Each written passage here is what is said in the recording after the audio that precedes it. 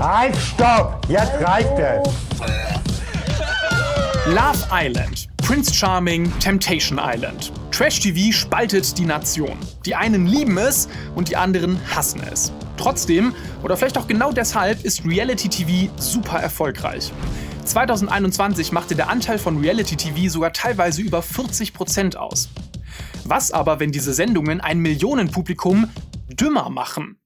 Das behaupten super viele Artikel und erklärte Gegner von Trash-TV. Angeblich steckt da sogar eine echte Wissenschaft hinter. Und genau hier sind wir misstrauisch geworden.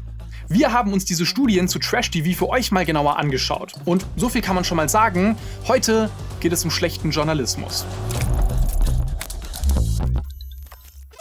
Wenn wir Trash-TV sagen, dann meinen wir meistens Reality-TV. Und Reality-TV bedeutet gewöhnlich wirkende Menschen in ganz alltäglich aussehenden Situationen. Dabei sollen die Kandidaten sehr authentisch rüberkommen und die Handlungen wirken alle recht spontan. Außerdem werden konventionelle Erzählstrukturen gebrochen, da gerade das Unvorhersehbare die Zuschauer so fesselt. Und das kann natürlich Spaß machen. Wir Menschen schnüffeln eben gerne in der Privatsphäre anderer Menschen herum. Und Reality-TV bietet genau das. Man könnte diese Formate also einfach unter die Kategorie Unterhaltung stecken und das Ganze nicht zu ernst nehmen. Aber dann geistern eben doch solche Meldungen durch die Medien. Dschungelcamp, Love Island und Co. macht Trash-TV dumm? Forscher bestätigt, Trash-TV lässt Hirn schrumpfen. Und Wissenschaftler weisen nach, dass viel Trash-TV dem Gehirn schadet. Schrecklich. Aber stimmt das überhaupt? Wir haben uns einmal durch all diese Artikel gegraben und etwas Spannendes gefunden. Sie haben alle voneinander abgeschrieben. Eine bedeutende Mehrheit der Artikel bezieht sich auf eine Studie von Ryan J. Doherty, der ist Professor für Neurologie an einer Hochschule für öffentliche Gesundheit. Cool, klingt ja erstmal nach guter Wissenschaft und auch nach gutem Journalismus, aber ich würde gutes Geld darauf wetten, dass kein einziger dieser Journalisten jemals die Studie selber gelesen hat. Aber bevor wir uns die Studie mal etwas genauer anschauen, was bedeutet es eigentlich, dumm zu werden? Und lässt sich das überhaupt messen? Gemessen wird Dummheit ironischerweise meist über Intelligenz. Aber hier liegt auch schon ein großes Problem. Auch wenn es oft so angenommen wird, streng genommen ist Dummheit nicht das Gegenteil von Intelligenz. Auch intelligente Menschen können sich dumm verhalten oder sind in einzelnen Entscheidungen dumm. Dumm ist der Dummes tut. Darüber haben wir übrigens ein ganzes Video gemacht, warum schlaue Menschen dumme Dinge sagen oder der Nobelpreisfluch. Und ein anderes Problem, es gibt gar keine einheitliche Definition von Intelligenz, da es ein von der Gesellschaft erschaffenes Konzept ist. Die meisten Psychologen halten sich an die Definition, dass Intelligenz die Fähigkeit ist, aus Erfahrung zu lernen, Probleme zu lösen und sich an neue Situationen anzupassen. In der Wissenschaft sind aber noch viele Fragen in Bezug zur Intelligenz offen. Zum Beispiel, ob es sich bei der Intelligenz um eine Gesamtfähigkeit handelt oder um viele einzelne Fähigkeiten. Und ob man Intelligenz im Gehirn überhaupt lokalisieren kann, auch das ist noch komplett offen. Eines ist jedoch sicher: Intelligenz ist eine Kombination aus genetischen Veranlagungen und Umweltfaktoren. Das heißt, wie schlau wir sind, kann auch durch äußere Faktoren wie Bildung, Erfahrung und Training beeinflusst werden. Und das kann vielleicht auch Trash-TV einschließen. Trotzdem ist es sehr schwierig, Intelligenz richtig zu messen. Dafür gibt es bislang hauptsächlich zwei verschiedene Wege. Erstens können wir Intelligenztests verwenden. Der wohl bekannteste von ihnen ist der IQ-Test. Und zum anderen lässt sich Intelligenz über Gehirnstrukturen bestimmen. Zum Beispiel über den Anteil von grauer Hirnsubstanz. Je höher die Menge an grauer Substanz in bestimmten Hirnregionen und je mehr Synapsen dort ausgebildet sind, desto intelligenter soll ein Mensch sein. Doch beide Wege haben ihre Vor- und Nachteile und generell ist die Messung von Intelligenz einfach sehr komplex. Alleine zum Beispiel unterschiedliche kulturelle Prägungen gerecht zu berücksichtigen, ist ganz schön knifflig. So knifflig, dass es ein eigenes Video werden könnte, und wenn euch das interessiert, schreibt mir das gerne mal unten in die Kommentare. Aber kommen wir nun zu der eigentlichen Studie. Wird man durch Trash-TV nun dümmer? Die kurze Antwort: Wir wissen es nicht. Denn darum ging es in der Studie gar nicht. Kein Scherz. In der Studie ging es eigentlich zum einen ganz generell um den Fernsehkonsum und das ganz unabhängig vom Inhalt, und zum anderen ging es um die Auswirkung davon auf die allgemeine Gehirngesundheit, nicht explizit Intelligenz. Gehirngesundheit wurde hier unter anderem im Zusammenhang mit späteren Alzheimer- oder Demenzerkrankungen in Verbindung gebracht. Okay. Aber fangen wir mal von vorne an. Das eigentliche Ziel der Studie war es herauszufinden, ob die Effekte vom Fernsehgucken auf das Gehirn nur darauf zurückzuführen sind, dass wir dabei sitzen.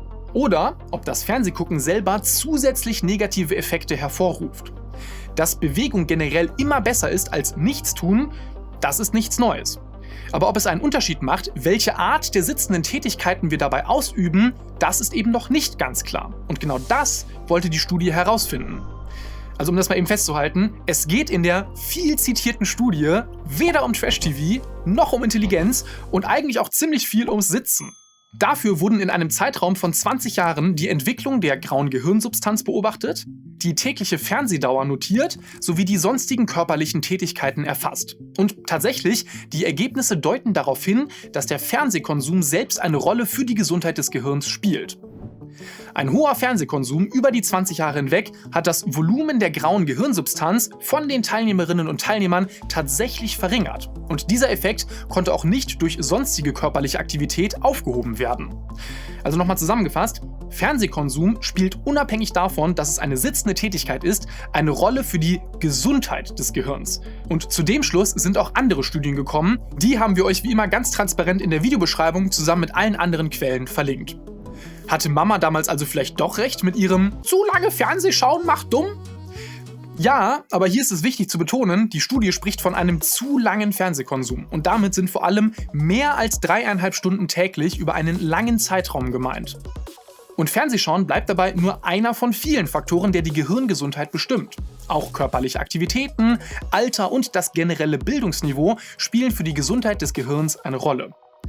Die Studie rund um Ryan J. Doherty räumt selber ein, dass es noch weitere zusätzliche Gewohnheiten gibt, die mit dem Fernsehkonsum einhergehen können, wie Ernährung, Schlaf und soziale Faktoren, die sie in der Studie jedoch gar nicht kontrollieren konnten. Außerdem steht bei all den Studien auch wieder das Huhn-Ei, was war zuerst da Problem im Raum.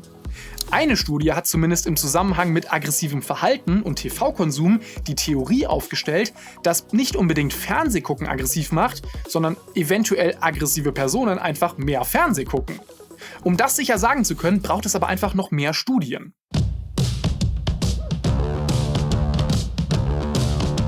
Okay, aber wie kam es denn dann zu den Headlines, dass Trash-TV dumm macht, wenn das doch gar nicht in der Studie gesagt wird?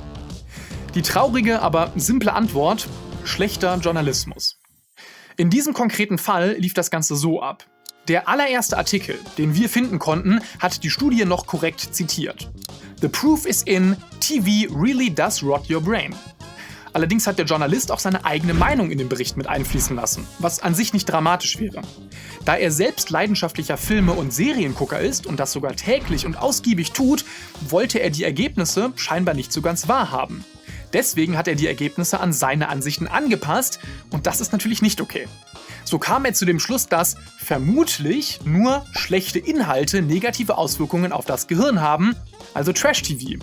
Und da er selber solche Inhalte nicht schaut, muss er sich ja glücklicherweise wohl doch keine Sorgen machen. Auch wenn das gar nicht die Aussage der Studie war. Aber immerhin war bei ihm noch relativ gut zu erkennen, was hier Studieninhalt und was Meinung ist. Leider griffen spätere Journalisten dann hauptsächlich nur die persönliche Meinung auf und präsentierten sie in ihren Artikeln wie das offizielle Ergebnis der Studie.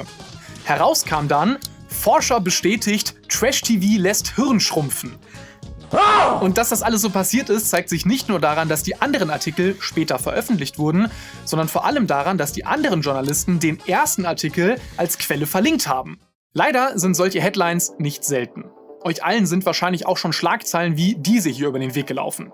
Jeden Tag ein Glas Wein trinken ist gesund. Ältere Geschwister sind die schlechteren Autofahrer, Oreos wirken wie Heroin oder auch die immer wieder falsch wiedergegebene Schweden-Studie, die gesagt haben soll, dass E-Autos ihren CO2-Fußabdruck erst nach 8 Jahren wieder einholen.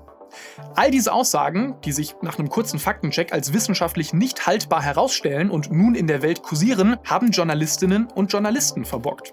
Wissentlich oder eben nicht. Und teilweise gibt es hinter solchen vermeintlich wissenschaftlichen Aussagen noch nicht einmal eine wissenschaftliche Quelle. Manche Fakten entstehen durch reine Marketingzwecke. So wie bei dem Fakt, dass man 10.000 Schritte am Tag gehen soll. Das war eine reine Verkaufsstrategie einer japanischen Firma, die Schrittzähler verkaufen wollte.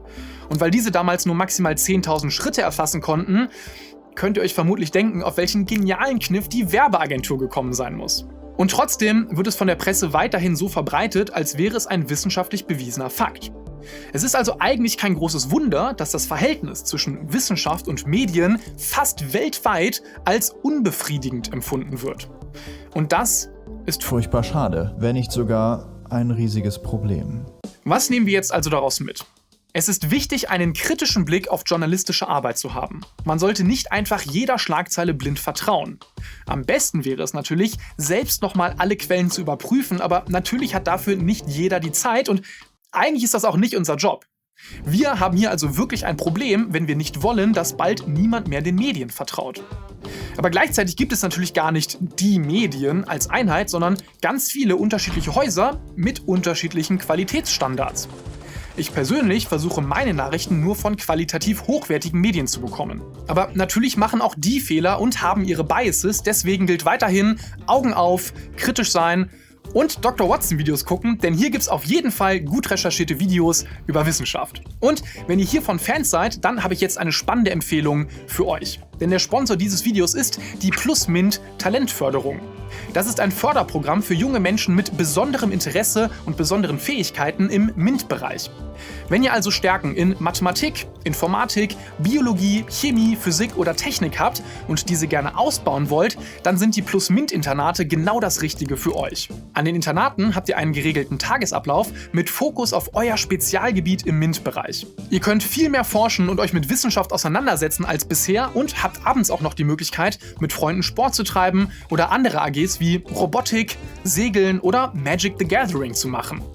Bewerben können sich Schülerinnen und Schüler, die jetzt in der 8. oder 9. Klasse sind und sich durch besondere Leistungen, zum Beispiel bei Jugend forscht, den Science-Olympiaden, dem Mathe-Känguru oder anderen Wettbewerben hervorgetan haben und natürlich auch schulisch besonders gut sind. Die Bewerbungsphase ist heute gestartet und geht noch bis zum 31. Januar des kommenden Jahres. Falls eure Neugier jetzt geweckt ist, dann schaut doch mal über den ersten Link in der Videobeschreibung unten vorbei auf plus-mint.de. Ich kann es euch persönlich nach bestem Wissen und Gewissen empfehlen, denn ich habe inzwischen mehrere Internate besucht und war jedes Mal beeindruckt. Meine Besuche haben wir natürlich auch gefilmt. Diese Videos könnt ihr euch jetzt hier anschauen und es kommen auch bald noch mehr auf dem YouTube-Kanal von PlusMint. Also auch hier abonnieren und ansonsten wie immer vielen Dank fürs Zuschauen und bleibt neugierig. Euer Cedric.